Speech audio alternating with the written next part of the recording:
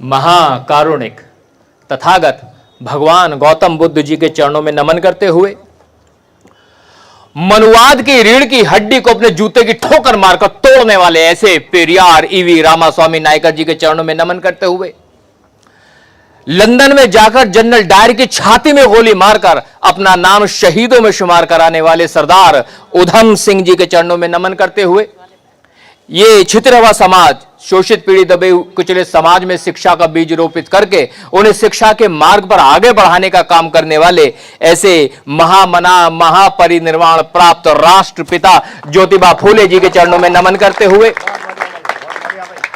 हमारी माताओं बहनों में आत्मविश्वास की गंगा फूंककर उन्हें शिक्षा का महत्व समझाकर और पुरुषों के समकक्ष कंधे से कंधा मिलाकर के आगे बढ़ने की प्रेरणा देने वाली ऐसी हमारी माता सावित्रीबाई फूले जी के चरणों में नमन करते हुए, जब फूले दंपत्ति राष्ट्रपिता ज्योतिबा फूले और माता सावित्रीबाई फूले को शिक्षा बांटने के एवज में उनके खुद के परिवार के लोगों ने उन्हें घर से बाहर निकाल दिया, तो ऐसे में उन्हें अपने घर में पनाह देने वाली, घर में शरण देने वाली फातिमा शेख जी के चरणों में नमन करते हुए, और पूरे उत्तर भारत में नीली क्रांति का परचम फहराने वाले, उत्तर प्रदेश के हर चौराहे पर बाबा साहब की प्रतिमा का अनावरण करवाने वाले, संसद में बाबा साहब डॉक्टर भीमराव अंबेडकर की प्रतिमा का अनावरण करने वाले, जो कहते थे जो भूखा है उसे रोटी दो भले ही सूखी क्यों ना हो,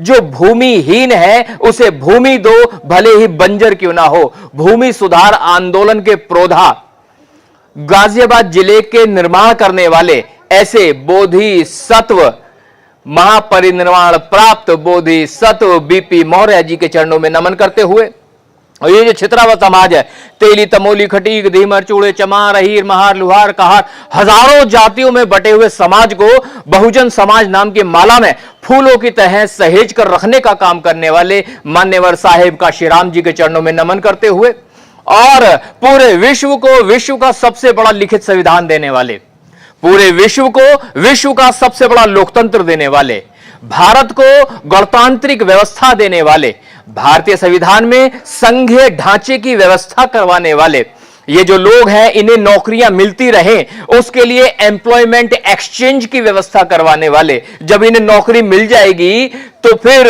ये आगे बढ़े तो उनको पदोन्नति में आरक्षण मिलना चाहिए उसकी व्यवस्था करवाने वाले, जब इनकी नौकरी समाप्त हो जाएगी तो उनको एक मुश्त राशि मिले ताकि कोई व्यापार कर सके, भविष्य निधि की व्यवस्था करवाने वाले, और जब ये कोई व्यापार करेंगे तो छोटी सी एक आमदनी लगातार हर महीने इनको मिलती रहे उसके लिए पेंशन की व्यवस्था करवाने वाले, भारत में बिजली के लिए ग्रिड सिस्टम जो बिजली आपके घर तक आ रही है, बहुत बड़े बड़े ग्रिड बनाए जाते हैं, ग्रिड सिस्टम की व्यवस्था करवाने वाले, भारत की आर्थिक रीढ़ की हड्डी रिजर्व बैंक होना चाहिए, बैंकों का बैंक होना चाहिए, रुपए की प्रॉब्लम समाप्त होनी चाहिए, उसके संबंध में अंग्रेजी सरकार को सिफारिशें देने वाले, जिसके आधार पर रिजर्व बैंक की स्थापना की गई, ऐसे महापरिनिर्वाण प्राप्त सिंबल ऑफ नॉलेज विश्व गुरु बोधिसत्व बाबा साहब डॉक्टर भीमराव अंबेडकर जी के चरणों में नमन करते हुए, और दर्शक दीर्घा में आई हुई मेरी माताएं बहनें युवा साथी बुजुर्ग साथी, आप सभी को मेरा क्रांतिकारी जय भीम, और मंच को सुशोभित कर रहे मेरे साथ आए मेरे साथी माननीय पार्षद जी और मेरे मनोज भाई, और जो आज के कार्यक्रम के ऑर्गेनाइजर हैं भाई उमेश करुणा जी, आप सभी को मेरा क्रांतिकारी जय भीम। भाई आज का जो ये कैडर रखा है ये मेरे निवेदन पर रखा गया है। अब आप कहोगे यार ये निवेदन क्यों करा? निवेदन इसलिए क्या कि दर्द है, अब वो दर्द किसके साथ बांटूं? अभी समस्या ये है कि दर्द बताना पड़ेगा। हुआ यूं कि एक बार जंगल में बड़ी भयंकर आग लगी, इतनी ज्यादा आग लगी कि जंगल में रहने वाला हर जानवर परेशान हो गया, त्राही त्राही मच गई। अब तो उनके भविष्य के ऊपर भी क्वेश्चन मार्क लग गया। ऐसे में शेर ने एक सभा बुलाई, आपातकालीन सभा बुलाई, और उस सभा में सभी के सामने यह समस्या रखी गई, मित्रों आज हमारा जंगल इतनी भयंकर समस्या से गुजर रहा है कि अगर ये आग इसी तरह से बढ़ती चली गई तो आने वाले समय में हमारी नस्लें भी यहां नहीं रहेंगी। ये जंगल समाप्त तो हो जाएगा, ये जंगल उजड़ जाएगा। इसके लिए हमें कोई ना कोई कदम आज ही उठा लेना चाहिए। तो बताइए क्या करें। किसी ने कहा कि इस जलती हुई आग के ऊपर रेत डाला जाए, किसी ने कहा इस जलती हुई आग के ऊपर मिट्टी डाली जाए, किसी ने कहा इस जलती हुई आग के ऊपर पानी डाला जाए, क्योंकि जंगल के बीचों बीच नदी बहती है और हर जानवर अपनी क्षमता के अनुसार पानी लेकर के आएगा और इस आग के ऊपर डालेगा। सहमति बन गई। जब सहमति बनी तो हर जानवर अपनी क्षमता के अनुसार पानी लाने लगा और उस आग के ऊपर डालने लगा। एक छोटी सी चिड़िया आपने देखी होगी, बिजली के तारों पर आके बैठ जाया करती थी, गोरैया। कत्थई रंग की वो चिड़िया होती थी, आजकल देखने को नहीं मिलती। ये मोबाइल के टावर वालों ने सब मार दी वो चिड़ियाएं, अब नहीं दिखाई देती। वो चिड़िया अपनी चोंच में थोड़ा सा पानी भरकर आगे चली। अभी थोड़ी दूर चली थी कि एक डाल पे कौवा बैठा था और कौवा कहने लगा, अरे चिड़िया तेरा दिमाग खराब हो गया है क्या? इतनी भयंकर भीषण आग के पास जाएगी तो तेरे पंख झुलस जाएंगे, मर जाएगी, जीवन समाप्त हो जाएगा। और सुन, तेरी चोंच में पानी आता ही कितना है और तेरे पानी डालने से कौन सा आग बुझ जाएगी? बेवकूफी ना कर, जा अपने घोंसले में अपने बच्चों के साथ बैठ जा। चिड़िया ने यह बात कौवे की सुनी और सुनकर रुकी। रुक के कहा, सुनो चाचा कल्लू, मैं अपनी चोंच में पानी लेकर आग के ऊपर डालने इसलिए नहीं जा रही हूं कि मेरे पानी डालने से आग बुझ जाएगी, बल्कि मैं इसलिए जा रही हूं कि जब इस जंगल की बर्बादी का इतिहास लिखा जाएगा तो मेरा नाम वफादारों में आएगा, गद्दारों में नहीं आएगा। ठीक उसी तरह से एक छोटी सी चिड़िया गाजियाबाद से उड़ के आई है चश्मा लगा के और आपके बीच में आई है, और मुझे बिल्कुल भी उम्मीद नहीं है कि मेरे पानी डालने से यह आग बुझेगी, लेकिन फिर भी इसलिए आपके बीच में आया हूं कि जब हमारे समाज की बर्बादी का इतिहास लिखा जाएगा तो सतीश बौद्ध का नाम वफादारों में आएगा, गद्दारों में नहीं आएगा। समस्या यह है कि ये जो लोग बैठे हैं अभी इन्हें एहसास नहीं है कि आग लग रही है। गड़बड़ यह है कि मुझे ही बताना पड़ता है कि हां आग लगी है, वो जिम्मेदारी भी मुझे उठानी पड़ती है। अब ध्यान से सुनना, बात गंभीर हो रही है। आग लगी कैसे है, कहां आग लग रही है? जानते हो, ये सारे लोग, ये मेरे बच्चे बैठे हुए हैं, ये बच्चे स्कूल जाते हैं। स्कूल किस लिए जाते हैं? ताकि ये पढ़ लिख कर कुछ बने। विशेष रूप से हमारे मां बाप ये सोचते थे कि, या सोचते हैं कि हमारे बच्चे पढ़ेंगे लिखेंगे तो इन्हें अच्छी नौकरी मिलेगी, विशेष रूप से सरकारी नौकरी मिलेगी।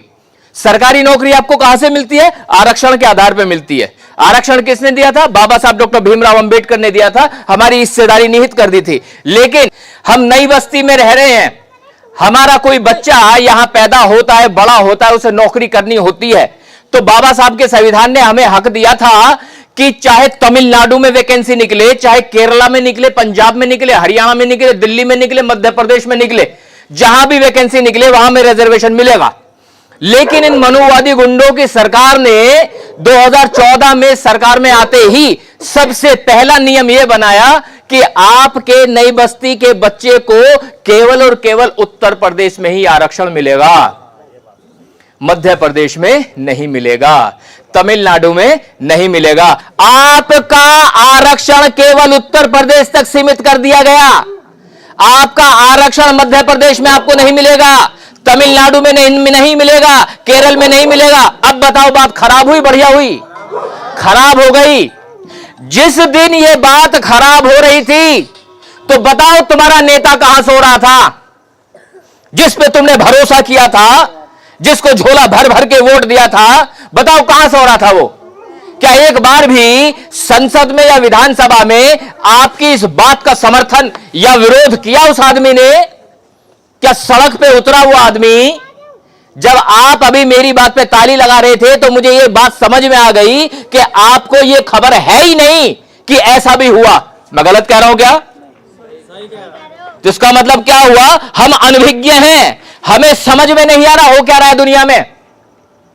बुरा ना मानो तो एक बात कह दूं, ये टीवी वाले तो खबर दिखाएंगे नहीं, हम मोबाइल तो चलाते ही हैं, लेकिन ये जो युवा साथी बैठे हैं ना, ये मोबाइल पे अंट संट चीजें देखना पसंद करते हैं, लेकिन समाज की बर्बादी का फरमान लिखा जा रहा है, इसके बारे में ये सोचते भी नहीं है।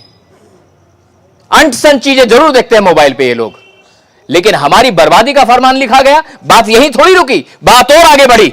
जानते हो क्या हुआ? आपका जो समाज का बच्चा है, बेटा हो या बेटी हो, बड़े अच्छे नंबर भी लाते हैं कंपटीशन के एग्जाम में, 95%, 96%, 97%। जब हमारे किसी बच्चे के इतने अच्छे नंबर आते थे तो उसे एससी या एसटी की लिस्ट से निकाल करके जनरल में ट्रांसफर कर देते थे। एक सीट बच जाती थी एससी की, किसी गरीब के काम आती थी, लेकिन इस मनुवादी सरकार ने वो खत्म कर दिया। अब बताओ, जब आपके आरक्षण को केवल और केवल 15% तक सीमित कर दिया तो यह काम आपके लिए बढ़िया हो गया, खराब हो गया? जब यह काम खराब हो रहा था तो बताओ तुम्हारा नेता कहां से हो रहा था? बताओ तुम्हारा सामाजिक नेता कहां से हो रहा था? बताओ तुम्हारा धार्मिक नेता कहां से हो रहा था? और सुनो, वो तो सो रहा था, आप क्या कर रहे थे? आप इंतजार कर रहे थे कि कोई सतीश बौद्ध आएगा, बताएगा सॉरी ये तो दिमाग में कीड़ा है मिशन का, इसलिए भाई के कहने पर आया हूं, नहीं तो कोई बताएगा भी नहीं, और बर्बादी तय हो चुकी है। और बात केवल यहीं पर नहीं रुकी। भारत का प्रधानमंत्री कोई बात कह देता है तो लगता है मुझे कि नेता है, फालतू बात करता होगा, जुमलेबाजी कर सकता है क्योंकि नेता है ना।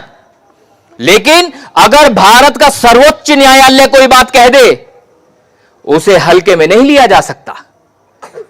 सर्वोच्च न्यायालय ने क्या कहा? सर्वोच्च न्यायालय ने कहा इन अनुसूचित जाति जनजाति के लोगों को जो आरक्षण दिया जा रहा है, इसकी समय सीमा निर्धारित कर देनी चाहिए। इसका मतलब क्या हुआ?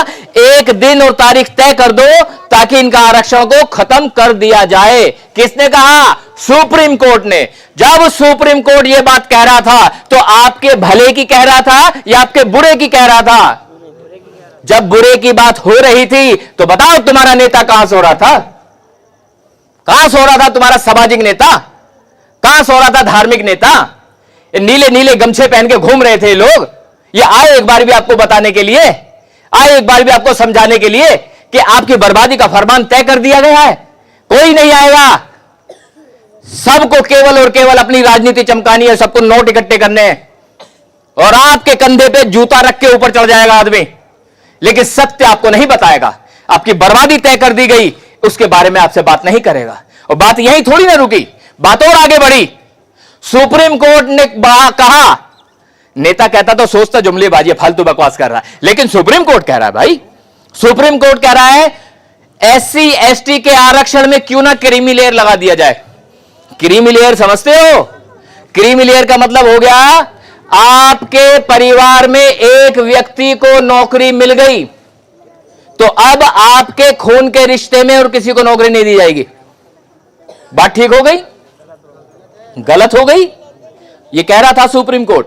जब यह सुप्रीम कोर्ट कह रहा था तो सड़कों पे आना चाहिए था ना, आपके नेताओं को टीवी पे बोलना चाहिए था ना, आपके नेताओं को ट्वीट करना चाहिए था ना, आपके नेताओं को उनके खिलाफ आवाज बुलंद करनी चाहिए थी ना। 131 आपके समाज के अलग अलग पार्टियों के सांसद बैठे हैं संसद में, केवल दलाल और भड़वे हैं, कुत्ते हैं। मालिक कहता है भौंको तो भौंकते हैं, मालिक कहता है काटो तो काटते हैं, लेकिन अपने समाज की आवाज वो नहीं उठाते संसद में बैठ करके। सुप्रीम कोर्ट बोल के चला गया। जानते परिणाम क्या हुआ? क्रीमी लेयर तो लागू नहीं किया, लेकिन आपके आरक्षण में उपवर्गीकरण लागू कर दिया। उपवर्गीकरण का मतलब समझते हो? उपवर्गीकरण का मतलब यह हो गया कि ज्यादा से ज्यादा आरक्षण जो लिया है वो चमारों ने लिया है। अब चमारों को आरक्षण हाफ कर दो, बाकी की जातियों को आरक्षण दो। तो बढ़िया कर दिया क्या इन्होंने ये काम? गलत कर दिया। तो जब गलत कर दिया तो अब आवाज कौन उठाएगा भाई? अभी तक आवाज आई कहीं से? कोई नेता आवाज उठा रहा है? और मुझे तो ऐसा लग रहा है उमेश जी, आपके बीच में मैं ही पहली बार बता रहा हूं ये बात। बिल्कुल बिल्कुल ऐसा ही है जी, है ना? हाँ। आप समझ रहे? तो ये सब आपके लिए कर दिया गया, बर्बादी तय हो गई। एक बीमारी और है, पता नहीं मैं आपको समझा पाऊंगा नहीं समझा पाऊंगा। बीमारी का नाम है लेटरल एंट्री। सुना? ये नहीं सुना होगा, लेकिन ये आपके ऊपर लगा दिया गया। जानते हो पूरे देश की नीति निर्धारण कहां से होती है? केंद्रीय सचिवालय। दिल्ली में है सेंट्रल सेक्रेटरीट, उसमें सेक्रेटरीज होते हैं और एडिशनल सेक्रेटरीज होते हैं। आईएएस लेवल का पद होता है। तो आपके लिए जितनी भी नीति बनती है वही बनती है, उनका जो क्रियान्वयन होता है वहीं से होता है, वहीं से सब कुछ होता है आपके लिए। तो बाबा साहब ने व्यवस्था करी, जब यहां से सारी चीजें व्यवस्थित हो रही हैं तो 15% होने चाहिए एससी, 7.5% होने चाहिए एसटी और 27% होने चाहिए ओबीसी, है ना। लेकिन इस मनोवादी सरकार ने क्या किया कि आईएएस का जो एग्जाम था यूपीएससी का, वो पास करने की जरूरत ही नहीं है, डायरेक्ट भर्ती कर दी, डायरेक्ट भर्ती कर दी और जिसको चाहते थे उसे अंदर ले लिया। एक बात बताओ, जब वहां नीति बनेगी और वहां गैर बिरादरी का बैठा होगा, आपका आदमी बैठा ही नहीं होगा, तो क्या आपके बारे में निर्णय लेगा वो? लेकिन वहां वो आदमी बैठ चुका है, वहां वो आदमी पहुंच चुका है, आपका आदमी वहां पर अब नहीं है। तो बताओ, बात बढ़िया हो गई खराब हो गई? बात बहुत खराब हो गई। अब महसूस हो रहा जंगल में आग लग रही है? बोलो यस और नो। अरे यस और नो, यस और नो, एग्जैक्टली। बात खराब हो गई है, जंगल में आग लग रही है, गंभीर रूप से आग लग रही है, हमें समझना पड़ेगा। और मैं केवल वो छोटी सी चिड़िया हूं, आके आपको बता रहा हूं, चोंच में थोड़ा सा ही पानी है बस। मेरे पानी डालने से आग बुझेगी भी नहीं, मुझे भी पता है, लेकिन फिर भी आपके बीच में आ गया हूं कि मैं कम से कम जाके बताऊंगा, अपनी जिम्मेदारी निभाऊंगा, ताकि मेरा नाम वफादारों में आए, गद्दारों में ना आए। इसलिए आपके बीच में आया हूं।